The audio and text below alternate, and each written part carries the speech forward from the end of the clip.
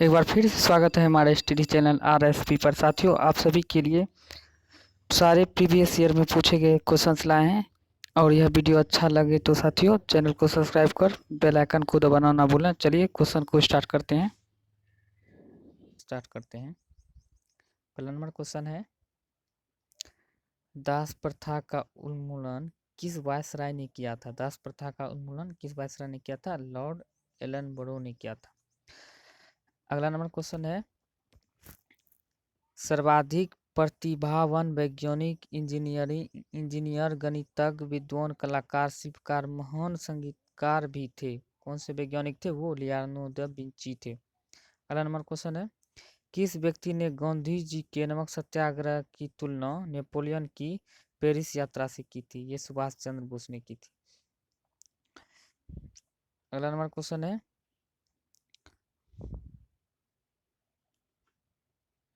1857 पुस्तक के लेखक कौन है? 1857 पुस्तक के लेखक SN सेन है। अंग्रेजों का पेंशनर बनने वाला प्रथम मुगल बादशाह, अंग्रेजों का पेंशनर बनने वाला प्रथम मुगल बादशाह थे साथियों, ये शाह आलम द्वितीय थे। अहमद शाह अब्दाली के आक्रमण के समय मुगल सम्राट कौन थे? अहमद शाह अब्दाली के समय मुगल सम्राट कौन थे? ये मोहम्मद शाह थे। अगला नंबर क्वेश्चन है, भारत पर आक्रमण करने वाला किस ईरानी शासक को ईरान का नेपोलियन कहा जाता है? भारत पर आक्रमण करने वाला किस ईरानी शासक को ईरान का नेपोलियन कहा जाता है? नादिर शाह को कहा जाता है। अगला नंबर है, किस संधि के बाद पेशवा बाजीराव द्वितीय अंग्रेजों के पूर्ण अधीन हो गया था? ये बेसिन के संधि के बाद पेशवा बाजीराव द्वितीय अंग्रेजों के अधीन हो गया था। अगला नंबर है, मराठा साम्राज्य का अंतिम पेशवा कहा जाता है? मराठा साम्राज्य का जो अंतिम पेशवा था वो बाजीराव द्वितीय को कहा जाता है। अगला नंबर क्वेश्चन है, शिवाजी के राजनीतिक गुरु एवं संरक्षक थे? शिवाजी के राजनीतिक गुरु एवं संरक्षण थे दादाजी कोंडदेव। दादाजी कोंडदेव इसके राजनीतिक गुरु एवं संरक्षण भी थे। अगला नंबर है, पाहुल प्रणाली किस सिख गुरु ने शुरू की थी? पाहुल प्रणाली को गुरु गोविंद सिंह ने की थी शुरुआत। दूसरा विश्व युद्ध लड़ा गया था, दूसरा विश्व युद्ध जो लड़ा गया था साथियों, ये 1939 से 45 तक लड़ा गया था। 1 सितंबर 1939 में स्टार्ट हुआ था और 2 सितंबर 1945 में ये खत्म हो गया था। अगला नंबर है, 30 दिसंबर 1530 में हुमायूं का राज्याभिषेक कहाँ किया गया था? 30 दिसंबर 1530 में हुमायूं का राज्याभिषेक आगरा में हुआ था। बुद्ध की सबसे पुरानी मूर्ति कहाँ मिली है? कहाँ से बुद्ध की सबसे पुरानी मूर्ति मिली है? ये पाटलिपुत्र में मिली है। अगला नंबर क्वेश्चन है, सती प्रथा का पहला उल्लेख किस अभिलेख में मिलता है? सती प्रथा का पहला उल्लेख ये एरन अभिलेख में मिलता है साथियों। महावीर के निर्माण के बाद जैन संघ का अगला अध्यक्ष हुआ था, महावीर के निर्माण के बाद जैन संघ का अगला अध्यक्ष जो सुधर्मन हुआ था, सुधर्मन हुआ था। अगला, भारत में कृषि का प्राचीनतम साक्ष्य कहाँ से मिलता है? भारत में कृषि का प्राचीनतम साक्ष्य मेहरगढ़ से मिलता है साथियों, ये मेहरगढ़ से मिलता है। अगला नंबर क्वेश्चन है, अष्टोमासदगमय कहाँ से लिया गया? अष्टोमासदगमय कहाँ से लिया गया? ये ऋग्वेद से लिया गया है। अगला नंबर है, गुलरुखी शीर्षक शीर्षक से कौन सा सुल्तान काव्य रचना करता था? गुलरुखी शीर्षक से कौन सा सुल्तान काव्य की रचना करता था? सिकंदर लोदी करता था। लाहौर की संधि कब हुई थी? लाहौर की संधि जो साथियों 9 मार्च 1846 में हुआ था, 9 मार्च 1846 में हुआ था। अबुल फजल के पिता का क्या नाम था? अबुल फजल के पिता का नाम था साथियों शेख मुबारक, शेख मुबारक उनके पिता का नाम था। किस मुगल बादशाह को अनपढ़ माना जाता है? ये अकबर जो थे ये अनपढ़ माना जाता था। और सल्तनत काल के जो शासक थे मोहम्मद बिन तुगलक, जिसे रक्त पिपासु और पागल बादशाह भी कहा जाता है, वो बहुत पढ़ा लिखा था, इसलिए वो पढ़ा लिखा होने के कारण वो इस तरह का काम करते थे जो कि उसको पागल बादशाह और रक्त पिपासु भी कहा जाता था।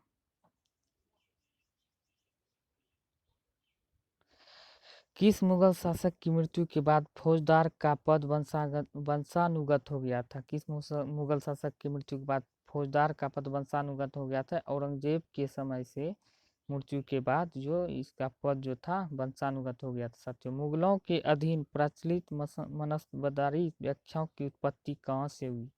मुगलों के अधीन मनसबदारी व्याख्या कहाँ से हुई साथियों? ये मध्य एशिया से हुई थी, मध्य एशिया से हुई थी। दिल्ली के किस शासक ने सर्वप्रथम बादशाह की उपाधि धारण की थी? ये बाबर ने की थी। बादशाह की उपाधि सर्वप्रथम बाबर ने ही धारण की थी। अगला नंबर क्वेश्चन है 712 ईस्वी में सिंध के राजा दाहिर को पराजित करने वाला अरब आक्रमणकारी कौन था? यह अरब आक्रमणकारी था मोहम्मद बिन कासिम। मोहम्मद बिन कासिम ये भारत में पहली बार आक्रमण करने वाला अरब आक्रमणकारी भी माना जाता है। भारत आने वाले किस अरब यात्री को रचनाओं को 11वीं सदी के भारत का दर्पण कहा जाता है? भारत आने वाले किस अरब यात्री की रचनाओं को 11वीं सदी के भारत का दर्पण कहा जाता है? अल-बुर्नी को कहा जाता है। फिरदौसी संप्रदाय किस भारतीय राज्य से जुड़ा हुआ? फिरदौसी संप्रदाय जो बिहार से जुड़ा हुआ था साथियों। अगला नंबर है स्वर्ण नगरी किस स्थान का नाम पुकारा गया है? स्वर्ण नगरी जो है साथियों किस स्थान का नाम पुकारा गया? ये मुल्तान का नाम स्वर्ण नगरी के नाम से पुकारा गया है साथियों। अगला नंबर है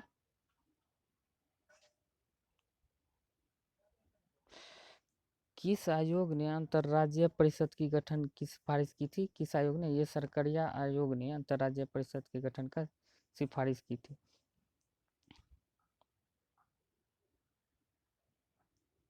अगला नंबर है काम पाने का अधिकार प्रदान किया गया है। काम पाने का अधिकार जो है अनुच्छेद 41 में प्रदान किया गया है। बालकों को निःशुल्क एवं अनिवार्य शिक्षा पाने का अधिकार किस अनुच्छेद में संबंधित है? किस अनुच्छेद से संबंधित है? ये 45 अनुच्छेद से संबंधित है। अगर कहेगा साथियों किसी भी बालक को 14 वर्ष से कम आयु वाले को फैक्ट्री में कम लगाने कानूनन जुर्म है तो ये 24 हो जाएगा अनुच्छेद 24। अगर बालात श्रम कहेगा तो 23 हो जाएगा। बालात श्रम पूछे तो 23 और किसी भी बालक को फैक्ट्री में 14 वर्ष से कम उम्र में लगाने वाले व्यक्ति को अनुच्छेद 24 के अंतर्गत आता है।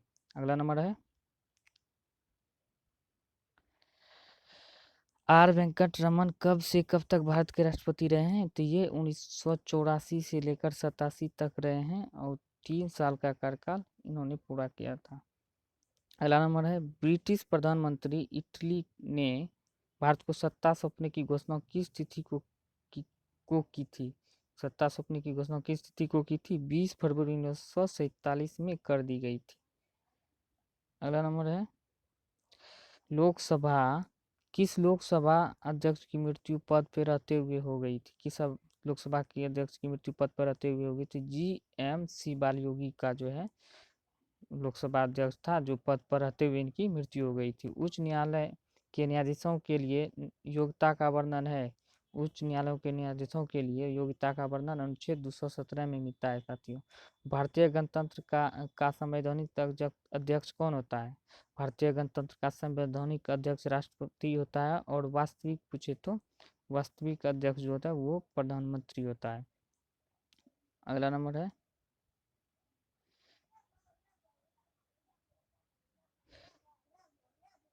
चंडीगढ़ में प्रशासन संचालित करने वाले अधिकारी को कहते हैं? चंडीगढ़ में प्रशासन संचालित करने वाले अधिकारी को मुख्य आयुक्त कहते हैं। मुख्य आयुक्त कहते हैं। स्वराज विधेयक कब तथा किसके निर्देशन में तैयार हुआ था? स्वराज विधेयक जो है तिलक के निर्देशन में 1895 में हुआ था।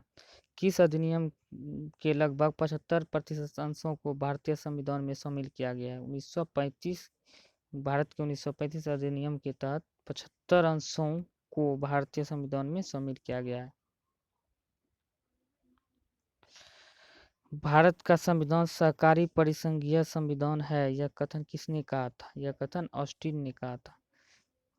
राष्ट्रपति भवन के प्रमुख इंजीनियर कौन थे? राष्ट्रीय भवन के प्रमुख इंजीनियर थे साथियों ये हग किलिंग थे। राष्ट्रपति भवन के जो प्रमुख जो थे हस्ट हग हग किलिंग थे। राष्ट्रपति किस वीटो शक्ति के तहत किसी विधेयक को संसद के पास पुनर्विचार के लिए भेजता है? यह निलंबनकारी वीटो शक्ति के तहत भेजता है। अगला नंबर है, राष्ट्रपति किस वीटो के तहत किसी विधेयक पर ना तो अनुमति देता है और ना ही उसे पुनर्विचार के लिए वापस भेजता है?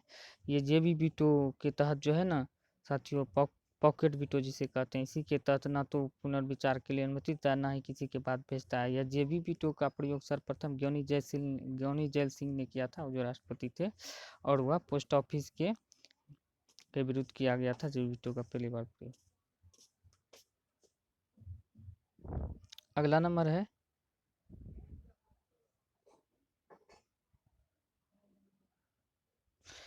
किस राज्य के क्षेत्र में वृद्धि करने का अधिकार संसद को किस अनुच्छेद के अनुसार प्राप्त होता है? किसी राज्य के क्षेत्र में वृद्धि करने का अधिकार संसद को किस अनुच्छेद के तहत होता है? अनुच्छेद 3 में।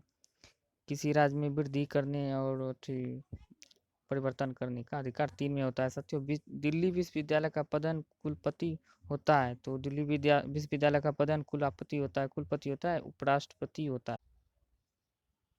अगला क्वेश्चन है, दोनों सदनों के संयुक्त अधिवेशन में दिए जाने वाले राष्ट्रपति के अभिभाषण को कौन तैयार करता है? दोनों सदनों के संयुक्त अधिवेशन में दिए जाने वाले राष्ट्रपति के अभिभाषण को कौन तैयार करता है साथियों? ये मंत्रिमंडल तैयार करता है। अगला नंबर है, विधानसभा का गठन किस अनुच्छेद में वर्णित है? विधानसभा का गठन ये एक अनुच्छेद 170 में वर्णित है। अगला नंबर क्वेश्चन है, विधानसभा के सदस्यों की योग्यता का वर्णन किस अनुच्छेद में? विधानसभा के सदस्यों की योग्यता का वर्णन ये अनुच्छेद 173 में वर्णित है। आई होप कि सभी साथियों को यह वीडियो पसंद आए होंगे। तो साथियों, चैनल को सब्सक्राइब कर वीडियो को लाइक करना ना भूलें। धन्यवाद दोस्तों।